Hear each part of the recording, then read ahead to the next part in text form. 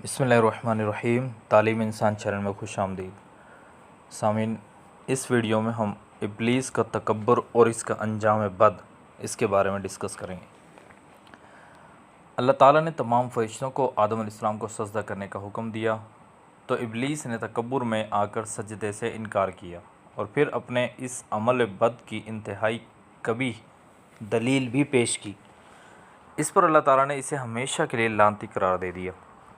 इशाद रब्बानी है, और हम ही ने तुमको इब्तदा में मिट्टी से पैदा किया, फिर तुम्हारी शक्ल सूरत बनाई और फरिश्तों को हुक्म दिया कि आदम के आगे सजदा करो, तो सब ने सजदा किया सिवाय इब्लीस के। वो सजदा करने वालों में शामिल ना हुआ। अल्लाह ताला ने फरमाया, जब मैंने तुझको हुक्म दिया तो किस चीज़ ने तुझे सजदा करने से बाज रखा? इसने कहा कि मैं इससे अफजल हूँ, मुझे तूने आग से पैदा किया है और इसे मिट्टी से बनाया है। ये तकब्बुर उसने किया, अपने आप को अफजल समझा।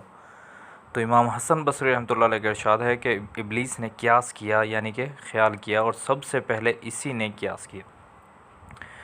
इमाम बिन मोहम्मद बिन सिरीन रहमतुल्लाह अलैह फरमाते हैं कि इब्लीस ने क़ियास किया और सूरज चाँद की पूजा भी क़ियास ही से शुरू हुई। इसका मतलब है कि इसने अपना और आदम का मवाजना करते हुए अपने आप पर नज़र डाली, तो इसे अपनी ज़ात आदम अलैहिस्सलाम से अफजल मालूम हुई, इसलिए वो इन्हें सजदा करने से रुक गया। हालांकि तमाम फरिश्तों के साथ साथ इसे भी सजदा करने का हुक्म दिया गया था। उसने हुक्म को नहीं देखा कि हुक्म किसने दिया है, बल्कि इसने सिर्फ़ अपने आप को देखा कि मैं इससे अफजल हूँ। तो नस के मुकाबले में क़ियास का कोई एतबार नहीं होता, और ये क़ियास तो वैसे भी गलत है, क्योंकि मिट्टी आग से बेहतर और ज़्यादा नफ़ा बख्श है। मिट्टी में पुख्तगी, बुर्दबारी, तहम्मुल और बढ़ने फूलने की सिफ़ात पाई जाती हैं, जबकि आग में जज्बातियत, हल्कापन और जल्दबाजी और जलाने की खसूसियात होती हैं।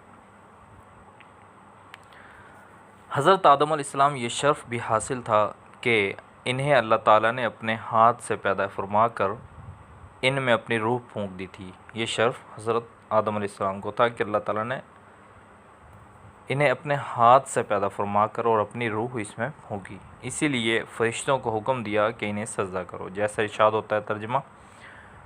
और जब तुम्हारे परवरदिगार ने फ़रिश्तों से फरमाया कि मैं खनखनाते सड़े हुए गारे से एक बशर बनाने वाला हूँ, जब मैं इसको सूरत इंसानियत में दुरुस्त कर लूँ तो इसमें अपनी बेबहा चीज़ यानी रूह फूंक दूँ, तो इसके आगे सजदे में गिर पड़ना। तो सब के सब फरिश्ते सजदे में गिर पड़े, मगर शैतान तो इसने सजदा करने वालों के साथ होने से इनकार कर दिया। अल्लाह ने फरमाया कि इब्लीस, तुझे क्या हुआ कि तू सजदा करने वालों में शामिल ना हुआ? इसने कहा कि मैं ऐसा नहीं हूँ कि इंसान को जिसे तूने खनखनाते सड़े हुए गारे से बनाया है सजदा करूँ। अल्लाह ने फरमाया कि यहाँ से निकल जा, तू मरदूद है और तुझ पर क़यामत के दिन तक लानत बरसेगी। इब्लीस इसलिए लानत का मुस्तहिक हुआ कि इसके तर्ज़ अमल में आदम अलैहिस्सलाम की तनकीस व तहकीर और इस पर फ़ख्र व ताल्ली का इजहार है। हुक्म इलाही की मुखालफत है, जबकि आदम अलैहिस्सलाम का नाम लेकर सजदा करने वालों को हुक्म दिया गया था।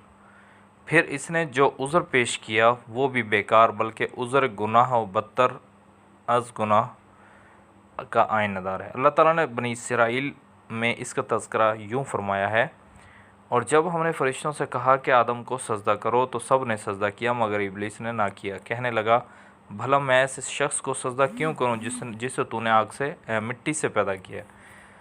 फिर अज़राह तंज़ कहने लगा कि देख तो यही वो है जिसने मुझ पर फजीलत दी है। अगर तू मुझको क़यामत के दिन तक की मोहलत दे तो मैं थोड़े से शख्सों के सिवा इसकी तमाम औलाद की जड़ काटता रहूँगा। अल्लाह ताला ने फरमाया, यहाँ से चला जा, जो शख्स इनमें तेरी पैरवी करेगा तुम सबकी सज़ा जहन्नुम है, और वो पूरी सज़ा है। और तो इनमें से सब जिसको बहका सके अपनी आवाज़ से बहकाता रहे, और इन पर अपने सवारों और प्यादों को चढ़ा कर लाता रहे, और उनके माल और औलाद में शरीक होता रहे, और इनसे वादा करता रहे, और शैतान उनसे जो वादा करता है सब धोखा है। जो मेरे मुखलिस बंदे हैं इन पर तेरा कुछ ज़ोर नहीं। ये बहुत इम्पोर्टेंट बात है कि जो मुखलिस और अल्लाह ताला के नेक बनते हैं उन पर इसका ज़ोर नहीं चलता। बाकी इसके बहकावे में जो आएगा वो इसके साथ जहन्नुम में ही होगा। अल्लाह ताला हमें जहन्नुम से बचाए। और ए पैगंबर तुम्हारा परवरदिगार कारसाज काफ़ी है। आगे इब्लीस की इंसान दुश्मनी।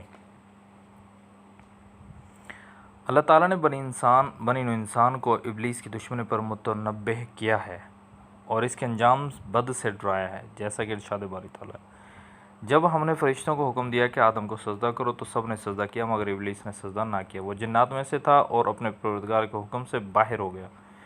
क्या तुम इसको और इसकी औलाद को मेरे सिवा दोस्त बनाते हो? अल्लाह का हुक्म है और अल्लाह का सवाल है ये कि अगर तुम ऐसा करते हो तो गलत है। यानी वो जानबूझकर अल्लाह की अताअत से निकल गया और इसने तकब्बुर की बिना पर अल्लाह के हुक्म की तामील से इनकार कर दिया। ये इसकी नापाक फितरत थी जिसने इसे धोखा दिया क्योंकि वो आग से पैदा किया गया था। हज़रत आयशा रज़ियल्लाहु अन्हा रिवायत है कि रसूलुल्लाह सल्लल्लाहु अलैहि वसल्लम ने फरमाया कि फ़रिश्ते नूर से पैदा किए गए हैं जिन आग के शोले से पैदा किए गए हैं और आदम इस चीज़ यानी मिट्टी से पैदा किया गया जो तुम्हें बता दी गई है। हज़रत हसन बसरी ने फरमाया कि इब्लीस एक लहज़ा भर भी फरिश्ता नहीं रहा।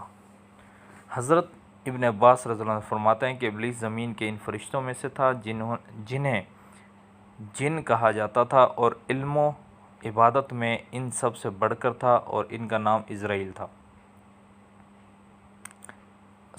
इनका नाम अज़ाज़ील था। इब्लीस का ऐलान जंग। सूरह आराफ में अल्लाह ताला फरमाता है, फिर शैतान ने कहा कि मुझे तो तूने मलून किया ही है, मैं भी तेरे सीधे रास्ते पर इनको गुमराह करने के लिए बैठूँगा। फिर इनके आगे से और पीछे से और दाएं से और बाएं से गर्ज़ हर तरफ से आऊँगा और इनकी राह मारूँगा, यानी कि राह में रुकावट बनूँगा और तो इनमें से अक्सर को शुक्र गुज़ार नहीं पाएगा। ये अल्लाह से एक किस्म का इसने चैलेंज कर दिया। यानी ए अल्लाह, चूँकि तूने मुझे गुमराह किया है इसलिए मैं भी इन्हें गुमराह करने के लिए हर जगह घात लगा कर बैठूँगा। इन्हें गुमराह करने के लिए हर तरफ से आऊँगा। खुश नसीब हैं वो लोग जो इसकी मुखालफत करे और सरासर बदनसीब है वो जो इसकी बात मान ले। अल्लाह ताला हमें इससे बाखबर रहने बचने की और इतनी ताकत दे ईमान की कि हम इससे मुकाबला करें। रसूलुल्लाह सल्लल्लाहु अलैहि वसल्लम ने फरमाया, शैतान इंसान के हर रास्ते पर गुमराह करने के लिए बैठा हुआ है। इब्लीस की जलावतनी।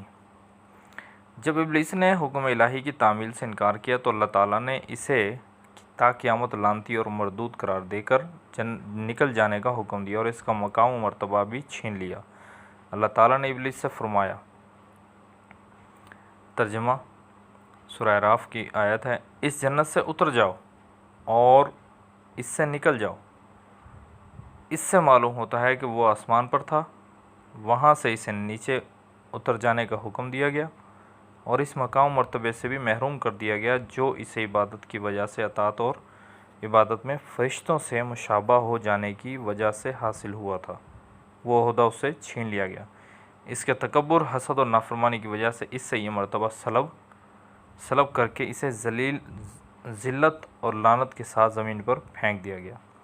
हज़रत अबू हुरैरा से रिवायत है कि रसूल सल्लल्लाहु अलैहि वसल्लम ने फरमाया, जब आदम का बेटा सजदा की आयत तिलावत करता है फिर सजदा करता है तो शैतान इसकी तरफ होकर रोने लगता है और कहता है, हाय अफसोस, इब्ने आदम को सजदा करने का हुक्म हुआ तो इसने सजदा कर लिया, इसलिए इसे जन्नत मिलेगी।